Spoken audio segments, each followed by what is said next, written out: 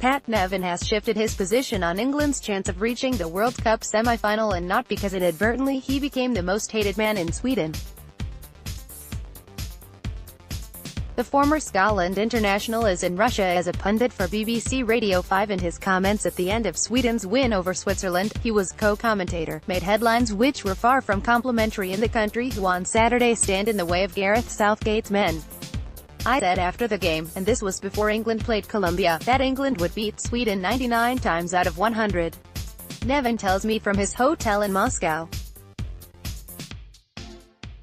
It was a good line, but I have moderated my position since then. I now say that England, and this is after watching them play Colombia, would beat Sweden 9 times out of 10, and I'm going to stand by that.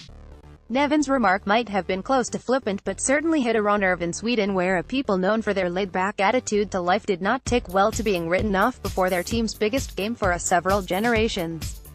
I have pals in Sweden, indie kids of course, who let me know I was a figure of hate for a day or two, revealed Nevin. They did quote me out of context. What wasn't said was that I had praised their effort, spirit, and how impressed I was by them as a group. But I still say England will win.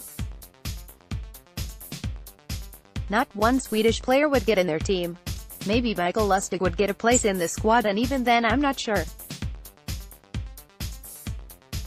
I like Sebastian Larsson, who is their playmaker, but right now he is some way from being a Premier League player.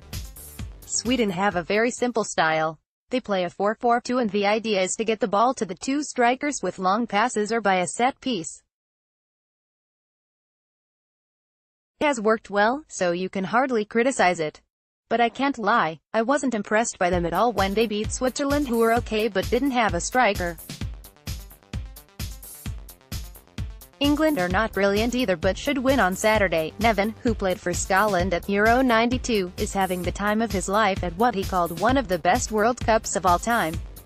He's a good pundit, an enthusiastic fan with a microphone, who is one of the few Scots. Ally McCoist is another, might have to be in a tournament England win.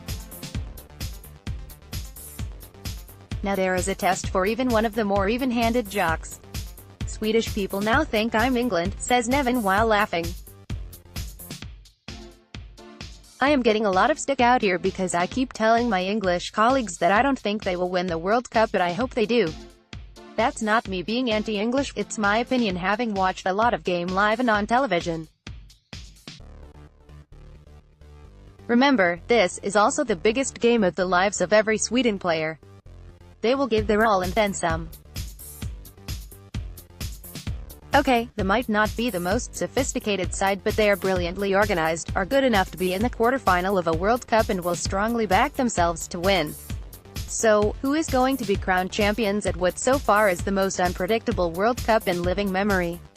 My prediction was for France to beat Croatia in the final, which I am chuffed to say might still happen, said the former Chelsea man who was criminally ignored by Scotland manager who preferred less skillful players. France are improving all the time and I still have them as favorites, although Brazil are there and they also have got better game by game. I watched Croatia against Denmark and they were hugely disappointing, but I still see them as the best team in England's half of the draw. It is really open and I am having a blast over here. It is a brilliant World Cup.